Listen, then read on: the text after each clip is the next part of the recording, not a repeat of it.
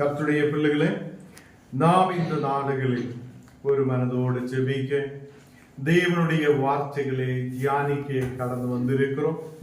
தேவன் நம்மை ஒரு மக்களையும் ஆசீர்வதிப்பார். நாம் ஜெபிக்கலாம்.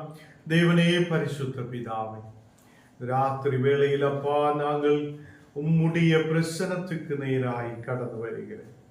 தேவனை நேரங்களை ஆசீர்வதிக்கிறவர், எல்லா பலவீனங்களிலும் விடுவிக்கிறவர். கண்ணீரான சூழ்நிலைகளிலூടെ நாங்கள் கடந்து சென்றால் அந்த இடத்தில் எல்லாம் எங்களுக்கு ஒரு பாதுகாப்பை கொடுத்து, ஒரு விடுதலை கொடுத்து, நீர் வழி நடத்த உண்மையுள்ள தேவனாய் இருக்கிறது.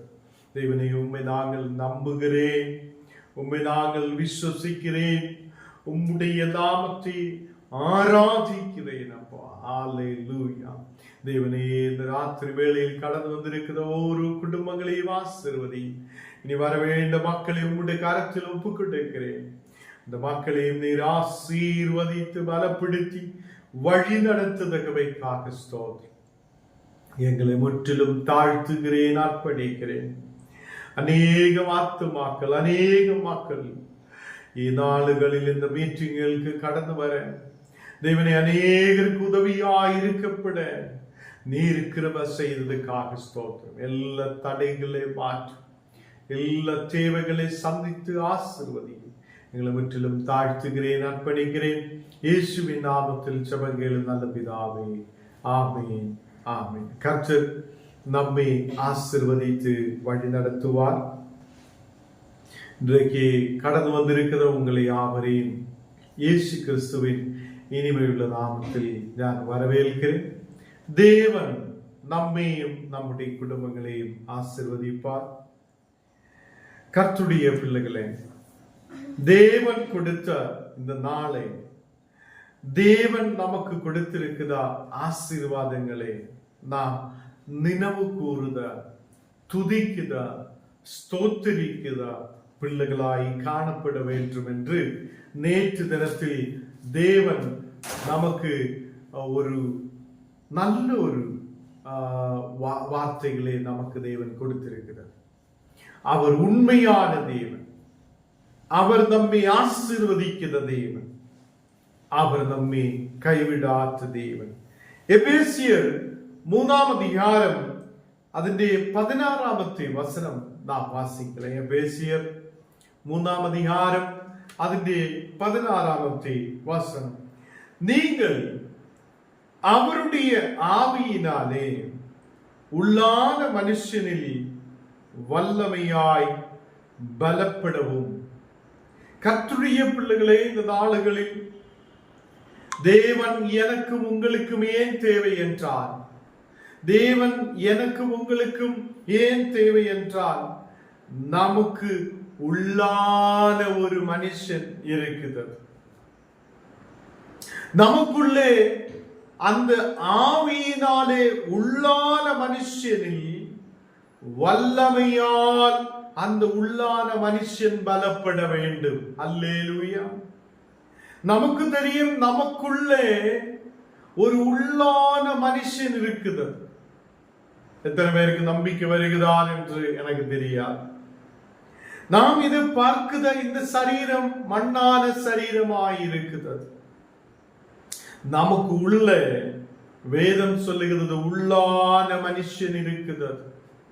அப்போ உள்ளான மனுஷனில் வல்லமையால் ஒரு பலம் உண்டாகும்.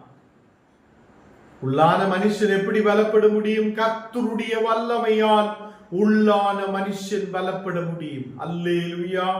இந்த ராத்திரி வேளையில் தேவ பிள்ளைகளே, அவர் நம்மை ஆசீர்வதிக்கிற தேவன், அவர் நமக்கு தேவையானதை சந்திக்கிற தேவன், அவர் நம்மை வழி நடத்துகிற தேவன். நாம் இந்த வெளிப்படையில் பார்க்கிற சரீரத்துக்காக உழைக்கிறோம், போகிறோம், வருகிறோம். நாம் அநேக காரியங்களை செய்யும் போதும் நம்முடைய உள்ளான மனுஷனுக்காக நாம் என்ன செய்கிறார் என்று நாம் நினைத்து பார்க்க.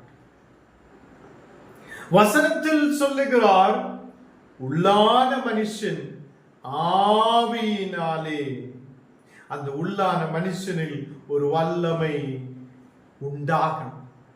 அந்த வல்லமை உண்டாகும் போது உள்ளான மனுஷன் பலப்படுவார். அல்லேலூயா! எத்தனை பேருக்கு புரிகிறார்? அந்த வல்லமை யாரிலிருந்து கிடைக்குவார்? இந்த உலகத்திலிருந்து நமக்கு வல்லமை கிடைக்க மாட்டேன். இந்த உலகத்திலிருந்து நமக்கு வல்லமை கிடைக்க மாட்டேன். தேவனை சார்ந்திருக்கிற மக்களுக்கு அவர் வல்லமையால் நிரப்பி உள்ளான மனுஷனை பலப்படுத்துவார். ஹல்லேலூயா! இந்த ராத்திரி வேளையில் கர்த்தருடைய பிள்ளைகளே, நாம் வெளிப்படையில் பார்க்கிற சரீரத்துக்காக ஏதோ உழைக்கிறார், போகிறார், வருகிறார் என்று சொல்லி கொஞ்ச நாளைக்கு தானே வாழப் போகிறார், கொஞ்ச நாளைக்கு தானே நாம் இருக்க போகிறார், கொஞ்ச நாளைக்கு தானே நாம் இந்த உலகத்தில் இருக்கிறார் என்று சொல்லி எப்படியோ வாழலாம் என்று நினைக்கிற அநேக மக்கள். ஆவிக்குரிய மக்கள் அப்படி இல்லை. ஆவிக்குரிய மக்கள் தம்முடைய உள்ளான மனிதனை வல்லமையால் பலப்படுத்த பார்க்குவார். அதுக்காக தான் நாம் கர்த்தரிடத்தில் வருகிறார். அப்ப சாத்தான் என்ன பண்ணுகிறார் என்றால், நம்முடைய உள்ளான மனுஷனை எப்படியாவது கெடுக்க வேண்டும். அதுக்கு இந்த சரீரத்தை உடைக்க பார்க்க, அதுக்கு தான் சண்டை கொண்டு வருகிறார், அதுக்கு தான் கட பிரச்சனை கொண்டு வருகிறார், அதுக்கு தான் டென்ஷன் கொண்டு வருகிறார். இந்த டென்ஷன், பிரச்சனை, கட பிரச்சனை, பாரம், குடும்பத்திலே சண்டை, வியாதி, இதெல்லாம் இந்த சரீரத்துக்கு வரும்போது நம்ம தள்ளாட ஆரம்பிக்கும். சங்கீதக்காரன் நேற்று தினத்தில் சொல்லி இருக்கிறது, உன் காலை தள்ளாட விட மாட்டேன், தேவன் உன்னோடு கூட இருப்பார். கர்த்தருடைய பிள்ளைகளே, நமக்கு விசுவாசம் இருக்கிறது. ஏதோ ஒரு வியாதி வந்த உடனே நம்ம பயப்பட என்ன ஆகும், எப்படி ஆகும், இனி என்ன ஆகும், என்னுடைய வாழ்க்கை என்ன ஆகும், இப்படி சொல்லி நம்ம பயப்பட்டு கொண்டே இருக்கோம். இந்த நேரத்தில் தான் நாம் உள்ளான மனுஷனை பலப்படுத்தணும். சரீரம் பலவீனமெங்கிலோ ஆவியால் உற்சாகம் அடைய முடியும். அல்லேலூயா! எத்தனை பேர் நம்பிக்கை வைக்கிறார்? சரீரம், இந்த சரீரம், நாம் பார்க்கிற சரீரம் பலவீனமான சரீரம். ஆவியால் நீ பலப்பட முடியும். அல்லேலூயா! அதனாலதான் கர்த்தருடைய பிள்ளைகளை ஆவியினாலே உள்ளான மனுஷனே நாம் வல்லமையால் பலப்படுத்துதவங்களாய் காணப்படட்டும். எபேசியர் 3ஆம் அதிகாரம் அதனுடைய 17ஆம் வசனம் வாசிக்கும் போது, விசுவாசத்தினாலே கிறிஸ்து உங்கள் இருதயங்களில் வாசமாய் இருக்கவும் நீங்கள் அன்பிலே வேரூன்றி நிலை பெற்றவர்களாகி. இங்க 2 விஷயங்கள் சொல்லப்படுகிறார். 17ஆம் வசனத்தில் சொல்லப்படுகிறது, விசுவாசத்தினாலே கிறிஸ்து உங்கள் இருதயங்களில் வாசமாய் இருக்கணும். உங்கள் இருதயத்துக்குள்ளே யார் இருக்க வேண்டும்? கிறிஸ்து இருக்க வேண்டும். அப்போ நம்முடைய இருதயத்துக்குள்ளே கிறிஸ்து இருக்குதென்றால் நீங்கள் எப்போதுமே அவருடைய நினைவிலே இருக்கும். நம்முடைய நினைவுகள் எங்கே இருக்கிறது? நாளைக்கு என்ன ஆகும், நாளைக்கு என்ன ஆகும், நாளைக்கு எப்படி இருக்கும், நான் எங்க போனேன், எங்க நிக்கிறேன், எப்படி ஆகும், ஐயோ கவலை கவலை கவலை, இப்படிதான் கவலைப்பட்டு கொண்டிருக்கிறது. நாம் கவலைப்பட்டு கொண்டுள்ள ஒரு வாழ்க்கை வாழ்ந்து கொண்டிருக்கிறது. கர்த்தருடைய பிள்ளைகளே, சந்தோஷத்தோடு கணவனோடு கூட பேச முடியாது இருக்கிற மக்கள், சந்தோஷத்தோடு மகிழ்ச்சியோடு கூட தனக்கு கொடுக்கப்பட்டிருக்கிற மனைவியோடு கூட பேச முடியாது இருக்கிற கணவன், பிள்ளைகளோட சந்தோஷத்தோட குடும்பத்தில் ஆராதித்து தேவனை மகிமைப்படுத்த முடியாது இருக்கிற மக்கள், இந்த உலகம் நம்மை சில இடத்தில் கீழே தள்ளிவிட்டு இருக்கிறது. நம்முடைய இருதயங்களில் இயேசு கிறிஸ்து இருக்க வேண்டும். விசுவாசத்தினாலே கிறிஸ்து உங்கள் இருதயங்களில் வாசமாய் இருக்க வேண்டும். அப்போ கிறிஸ்து உன்னுடைய என்னுடைய இருதயங்களில் வாசமாய் இருக்கணும் என்றால், நாம் இந்த உலகத்தை தேடி ஓடுதவங்களாய் அல்ல, இந்த உலகத்தில் ஏதோ ஒரு ஆசைக்கு பின்னாலே சுற்றுதவங்களாய் அல்ல. நமக்கு தெரியும், இன்னைக்கு ஒரு 1000 ரூபாய் கிடைத்தால் அந்த மனிதன் அந்த 1000 ரூபாயில் திருப்தி இருக்காது. ஐயோ 1000 தானே கிடைத்து, இனி ஒரு 2000 3000 4000 கூட சம்பாதிக்கணுமே என்று சொல்லி அப்படியே ஒரு ஓட்டம் ஓடும். அப்போ இவனுடைய உடம்பையும் இவன் பார்க்க மாட்டேன், சாப்பிடுறதுக்கு நேரம் இருக்காது. இப்படி ஓடி ஓடி ஓடி நீ உழைச்சிட்டு நமக்கு என்ன பிரயோஜனம்? கிடைக்கிறதில் திருப்திப்படுத்த மக்களாய் நாம் காணப்படும். அப்படி திருப்தியோட இந்த உலகத்தில் இருக்கும்போது தான் தேவனை சார்ந்து இருக்க முடியும். ஏதோ ஒன்று கிடைத்த உடனே அடுத்தது வேணும், அடுத்தது கிடைத்த உடனே அதிന്റെ அடுத்தது வேணும். இப்படி நம்ம மனதெல்லாமே இந்த பக்கம் போகும்போது நம்முடைய ஆவிக்குரிய சரீரத்தை பலப்படுத்துத வல்லமைக்காக ஜெபிக்கிறதுக்கு நேரமில்லாது போகிறான். ஆவிக்குரிய அந்த உள்ளான மனுஷன் எப்போதும் சுருங்கி சுருங்கி பலமில்லாத காணப்படும் போதுதான் இந்த சரீரம் பாதிக்கப்படுகிறது. அல்லேலூயா. கர்த்தருடைய பிள்ளைகளே, டென்ஷன் பலவீனம் இருக்கிற மக்கள், டென்ஷனோட கோபத்தோட எரிச்சலோட இருக்கிற மக்களுக்கு நான் சொல்லுவோம், நீங்க கொஞ்ச நேரம் கர்த்தருக்குள்ள அப்படியே உட்கார்ந்து ஜெபிங்க. அவங்க சொல்லும், ஐயா நீங்க ஜெபிங்க, நாங்க வேற ஏதாவது வேலைகள் செய்யணும். நமக்கு ஏதோ ஒருத்தர் மேல், ஏதாவது ஒரு பாஸ்டர் மேல் நீ அப்படியே நீ ஜெபி, எனக்கு நேரம் இல்லை, நீ ஜெபி, இப்படி சொல்லுத மக்கள் இன்றைக்கு இருக்குது. கர்த்தருடைய பிள்ளைகளே, நீங்களும் ஜெபிக்க வேண்டும், ஊழியக்காரரும் ஜெபிக்க வேண்டும். உங்கள் விசுவாசம் பெரியதா இருக்கும் போது அங்க விடுதல் பெற்றுக்கொள்ள முடியும். ஊழியக்காரனுடைய இருதயத்துக்குள்ள இயேசு இருந்தா பற்றாது, உன்னுடைய இருதயத்துக்குள்ளேயும் இயேசு வாழணும். அல்லேலூயா. இயேசு வாசமாய் இருக்கணும். அல்லேலூயா.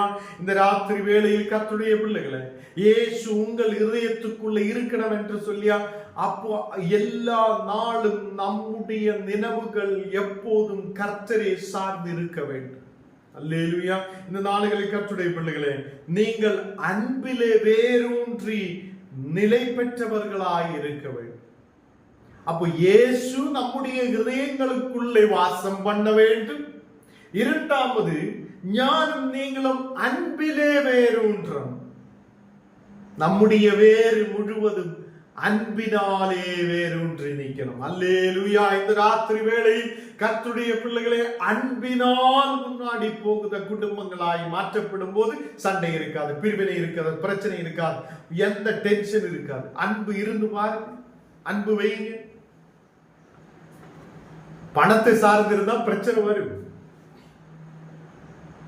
இன்றைக்கு மனைவிகள் எல்லாம் கணவன்மாரை பிழிஞ்செடுக்கிறார். அந்த துணியை பிழித மாதிரி பிழிக்கிறார். காலையில இருந்து சாயங்காலம் வரை ஏதாவது கொண்டு வா, அது செய், இது செய், நீ வேலைக்கு போ, அப்படி போ, இப்படி போன்னு சொல்லி ரொம்ப பிழிஞ்செடுக்குதா மனைவிமார். யோசிச்சு பார்க்கட்ட இந்த நாளுக்கு காலையில இருந்து சாயங்காலம் வரை வேலை செய்து வீட்டுக்குள்ள வரும்போது அவனுக்கு எந்த ஜபிக்கிறதுக்கு நாம் நேரத்தை கொடுக்க மாட்டேன். நாளைக்கு லோனு கட்டணும், அது கட்டணும், இது கட்டணும், அப்படி போகணும், இப்படி போகணும், ஓ கேஸ் எடுக்கணும், அதை எடுக்கணும், இது எடுக்கணும், ஓ அது வாங்கணும் சொல்லும் போதே இவன் தலையெல்லாம் வெடிக்கும். பின்ன அவனுக்கு ஜபிக்க முடியாது. பின்ன எப்படி நீயும் ஞானும் அவங்களை கர்த்தருக்குள்ள நடத்துகிறான்? அவனுக்குள்ள எப்படி இயேசு உள்ள இருக்கும்? கர்த்தருடைய பிள்ளைகளே, ஞானும் நீங்களும் இந்த நாடுகளில் அன்போடு வேரூன்றி இருக்கிற மக்களாயே காணப்படும். சேர்ந்து முன்னாடி போகுதா, சேர்ந்து குடும்பத்தை நடத்துதா, தகப்பன் தாய் பிள்ளைகள் எல்லாம் சேர்ந்து ஒருமித்து அந்த குடும்பத்தை கட்டி எழுப்புத மக்களாய் காணப்படும். அப்படி இருக்கும்போது அந்த குடும்பங்கள் ஆசீர்வதிக்கப்படும். கர்த்தருடைய பிள்ளைகளே, நாம் ஆவியினாலே உள்ளான மனுஷனை பலப்படுத்துத மக்களாய் இருக்கணும். நம்முடைய வாயாலே நாவினாலே நாம் ஆவிக்குரிய வாழ்க்கையை கெடுத்துதவங்களாய் காணப்படக்கூடாது. ஒருத்தன் நல்லா ஜெபிக்கிறவனை பார்த்து அப்படியே அவனுக்கு சொல்லி கொடுத்து அவனை ஆவிக்குரிய வாழ்க்கையில் பின்னாடி கொண்டு போகுதவங்களாய் இருக்கக்கூடாது. இந்த நாளுகளில் உனக்குள்ள விசுவாசம் இருக்கணும். கிறிஸ்து உன் இருதயத்துக்குள்ள இருக்கணும். உன் இருதயத்துக்குள்ள வேற யாராவது இருந்தா பிரச்சனை வரும். உன் இருதயத்துக்குள்ள இந்த உலக நினைவுகள் இருக்கும் போது பிரச்சனைகள் வரும். சண்டைகள், பிரிவினைகள், பிரச்சனைகள், சாத்தானுடைய கிரியைகள் நமக்குள்ள இருக்கும் போது அந்த குடும்பங்களில் பிரச்சனைகள் உருவாகும். இந்த மண்ணான சரீரம் எப்போது டென்ஷனோட இருக்கும், பலவீனமையோடு இருக்கும், சமாதானம் இருக்கா. உள்ளான மனுஷன் பலப்படாமல் இருக்கும். இதுக்குதான் எப்போது ஜபத்தோடு நாம் காணப்படட்டும். ஜபத்தோடு, விசுவாசத்தோடு, கிறிஸ்து எனக்குள் வாசம் பண்ணுகிறார் என்றுள்ள நம்பிக்கையோடு நீ அன்பிலே வேரூன்றி நிற்கிற பிள்ளைகளாய் காணப்படட்டும். அல்லேலூயா. எபேசியர் 3 அதிகாரம் അതിന്റെ 18ാമത്തെ വചനം നാം വാസിക്കുമ്പോൾ, എഫേസ്യർ 3 அதிகாரம் അതിന്റെ 18ാമത്തെ വചനം, സകല പരിശുദ്ധവാന്കളോട് കൂടെ கிறிஸ்துவினுடைய அன்பின் அகலவும் நீளவும் ஆழவும் உயரவும் இன்னதென்று உணர்ந்து கொள்ளணும். அப்போ இங்க சொல்லப்படுகிறது சகல பரிசுத்தவான்களோடு கூட. இன்றைக்கு சில பேர், ஞானு உங்க வீட்டுக்கு ஜபிக்க வரலாம்னு சொல்லி சில பேர் சொல்லுவோம், நீங்க வராதீங்க ஐயான்னு சொல்லுவோம். என்னதான் பரிசுத்தவான்களோடு கூட சேர்ந்து இருந்து ஜபிக்க முடியாத மக்கள், ஐயா நீங்க வாருங்க என்று சொல்லி. இப்ப ஞான் சொல்லுத விஷயம் என்ன? நமக்கு ஒன்று சேர்ந்து உட்கார்ந்து ஜபிக்கலாம் என்று சொல்லியால் அதுக்கு ஜபிக்கிறதுக்கான நேரம் இல்லாத மக்கள். இங்கு வசனம் சொல்லுது என்ன? சகல பரிசுத்தவான்களோடும் கூட கிறிஸ்துவனுடைய அன்பில் நீ நிலைத்திருக்கணும். சகல பரிசுத்தவான்களோடு கூட கிறிஸ்துவினுடைய அன்பில் நிலைத்திருக்கிற மக்களாய் காணப்படும். கர்த்தர் நமக்காக ஊழியக்காரை கொடுத்திருக்கும். ஒன்னல்ல, சில கிராமங்களில் எல்லாம் 5-6 ஊழியக்கார் ஒரு வீடுகள் வந்து போகிறார். இவ்வளவு 5-6 ஊழியக்கார் வந்து போனால் கூட நமக்குள்ள விசுவாசம் இருக்காது. நம்முடைய குடும்பத்தில் சமாதானம் இருக்காது. நம்முடைய குடும்பம் என்னும் தாரித்திரத்திலும் கஷ்டத்திலும் பலவீனதையிலும் தான் இருக்கிறது. வியாதியோடு இருக்கிறவன் வியாதியோடு இருக்கிறான். ஏன் ஒரு மாற்றம் இல்லை? நாம் கிறிஸ்துவின் அன்பில் நிலைத்திருக்கிற மக்களாய் இருக்கும் போது அவருடைய அன்பின் அகலத்தை புரியணும், அவருடைய அன்பின் நீளத்தை நாம் புரியணும், கிறிஸ்துவினுடைய அன்பின் ஆழம் எவ்வளவு என்று நாம் புரியணும். நமக்கு தெரியும், சமுத்திரத்தில் நாம் சமுத்திரத்தை பார்க்கும் போது கொஞ்சம் பக்கத்துல போயா கொஞ்சம் தான் ஆழம் இருக்கும். கொஞ்சம் நேரம், கொஞ்சம் 1 கிலோமீட்டர் உள்ள போனா ரொம்ப ஆழம் இருக்கும். அதுக்கு மிஞ்சி நம்ம போனா அதுக்கும் பயங்கரமான கப்பல் ஓடுத ஆழம். அப்போ மனிதன் அந்த கடலினுடைய, அந்த சமுத்திரத்துடைய கடலின் ஆழத்தை அவங்களுக்கு தெரிகிறான். என்னையும் உன்னையும் உருவாக்கிய தேவனுடைய அன்பின் அகலவும் நீளவும் ஆழவும் உயரவும் இன்னதென்று ஞானும் நீங்களும் உணர்ந்து கொள்ளணும். அல்லேலூயா. இந்த ராத்திரி வேளையில் கர்த்தருடைய பிள்ளைகள் அவருடைய அன்பின் அகலவும் நீளவும் ஆழவும் உயரவும் இன்னதென்று நாம் உணர்ந்து கொள்ளுத பிள்ளைகளாய் காணப்படட்டும். அவரை ருசித்து பார்த்த நாம், அவரை விசுவசித்த நாம், கிறிஸ்து எனக்குள் வாசமாயிருக்கிறார் என்று சொல்லுத நாம், அவருடைய அன்பின் அகலவும் நீளவும் ஆழவும் உயரவும் என்னதென்று நமக்கு உணராமல் நாம் இருக்கிறது. அவர் இன்னைக்கு எனக்கு ஏதோ ஒரு நன்மை கொடுத்தில்லையே, ஒரு வேலை வாய்ப்பு கொடுத்தில்லையே என்று சொல்லி அவருக்கு விரோதமாய் நாம் பேசுற மக்களாய் இருக்கக்கூடாது. அவருடைய அன்பின் ஆழம், அவருடைய அன்பின் நீளம், அவருடைய அன்பின் ஆழம், அவருடைய அன்பின் உயரம் என்னதென்று நமக்கு தெரியணும். அவர் நம்மை கைவிடாத தேவன், அவர் நம்மை பலப்படுத்துத தேவன், அவர் நம்மை ஆவியால் ஆசீர்வதிக்குத, ஆவியினாலே நிரப்புத தேவன். அவர் சொன்ன வாக்குத்தத்தங்கள் செய்து முடிக்கிறவராய் அவர் காணப்படுகிறார். அதனாலே அவருடைய அன்பின் ஆழமும் நீளமும், அவருடைய அன்பின் அகலவும் உயரவும் நாம் தெரிந்த மக்களாய் காணப்படணும்.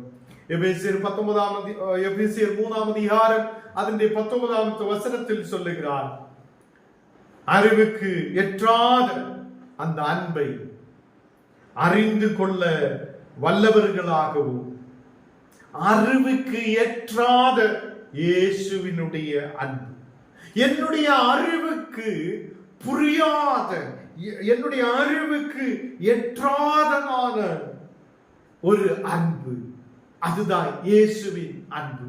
நமக்கு தெரியும் ஒரு கணவனுடைய அன்பு எவ்வளவுதான் இருக்கிறது என்று ஒரு மனைவிக்கு தெரியும். இவ்வளவுதான். ஒரு மனைவியோட அன்பு எவ்வளவு இருக்குது என்று கணவனுக்கும் தெரியும். இவ்வளவு அன்பு தான். இயேசுவினுடைய அன்பு அப்படி கிடையாது. நம்ம மனுஷனுக்கு அளக்க முடியாத அளவில், நம்முடைய அறிவுக்கு எட்டாததான ஒரு பெரிய அன்பு கர்த்தருடைய அன்பு. அதனால்தான் தேவன் நமக்கு தேவையாய் இருக்கிறது. கர்த்தருடைய பிள்ளைகளே, இந்த ராத்திரி வேளையில் நமக்கு தேவன் தேவையா இல்லையா என்று நாம் நினைக்கிறோம். கடவுள் நமக்கு தேவையாய் இருக்கிறது. ஏனென்றால் அவர் நம்முடைய உள்ளான மனுஷனை ஆவியினால் வல்லமையால் பலப்படுத்த தேவன். அல்லேலூயா. இந்த நாளுகளில் கர்த்தர் நாம் விசுவசிக்கட்டும்.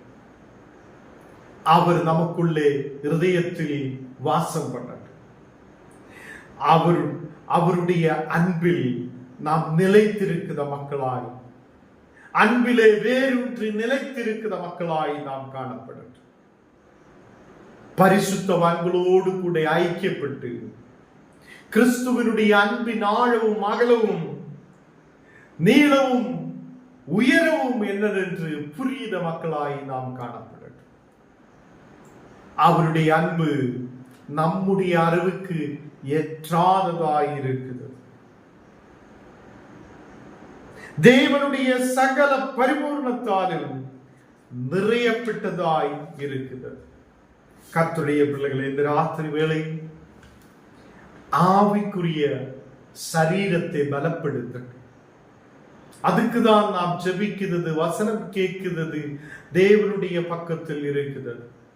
தினமும் இந்த மண்ணான சரீரத்துக்காக காலையில் பிரேக்பாஸ்ட் சாப்பிடுகிறார். இட்லி, தோசை, பூரி, பொங்கல் எல்லாம் அப்படியே சாப்பிடுகிறார்.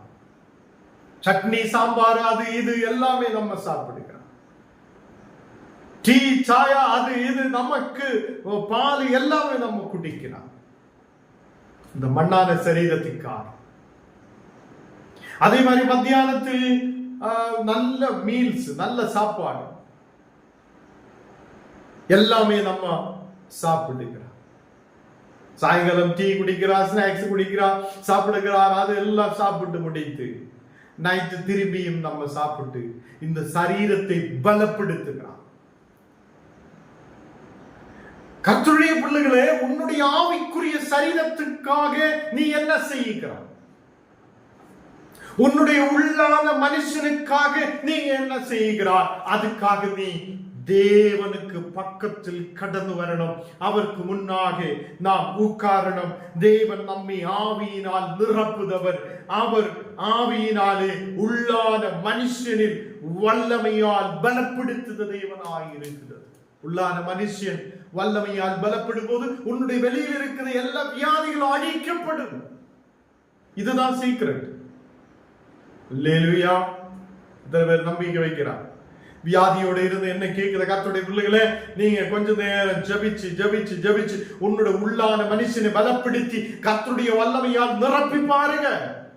உன்னோட வெளியில் இருக்கிற எல்லா வியாதியும் விட்டு பாருங்க. அல்லேலூயா. இந்த நாளுகள் ராத்திரி வேளையில் எல்லாரும் கண்ணுகளை மூடலாம், ஜெபிக்கலாம். தேவனே, என்னையும் நிரப்புங்கப்பா, உம்முடைய ஆவியினால் நிரப்புங்க. என்னுடைய உள்ளான மனுஷனை நீர் பலப்படுத்துங்க. தேவனை, நான் உம்மோடு கூட ஆயிருக்க, உம்மை துதிக்க, உம்முடைய நாமத்தை உயர்த்து நீ எனக்கு கிருபை செய்யும் என்று சொல்லட்டும். ஹல்லேலூயா. பலம் இல்லாத இருக்கிற மக்கள் இன்றைக்கு சொல்லட்டும், தேவனை என்னை பலப்படுத்துங்க.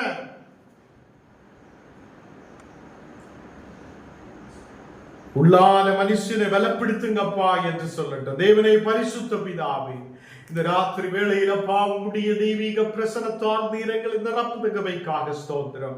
இன்னைக்கு நீர் கொடுத்த வசனத்துக்காக ஸ்தோத்திரம். ஆண்டவரே, அநேக கிராமங்கள் பட்டணங்களில் இருந்து தேவனுடைய வீடுகளுக்குள்ள இருந்து இந்த வசனங்களை கேட்கிற ஓரோ மக்கள் மேலும் உம்முடைய தெய்வீக பிரசனம் ஊற்றப்படட்டும். நாங்கள் இந்த மண்ணான சரீரத்துக்காக நிறைய காரியங்கள் செய்யும் போது ஆண்டவரே, இன்றைக்கு வசனம் எங்களை பலப்படுத்தினது.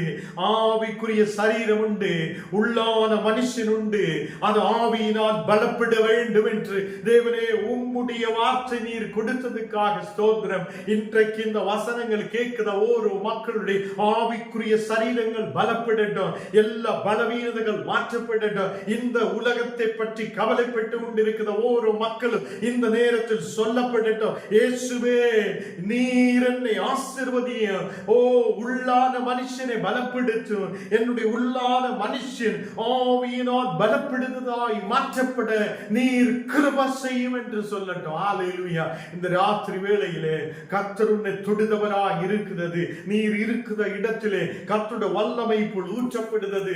தெய்வீக பிரச்சனை போல் இறங்குகிறது. எல்லா பலவீனங்கள் மாற்றப்படுகிறது.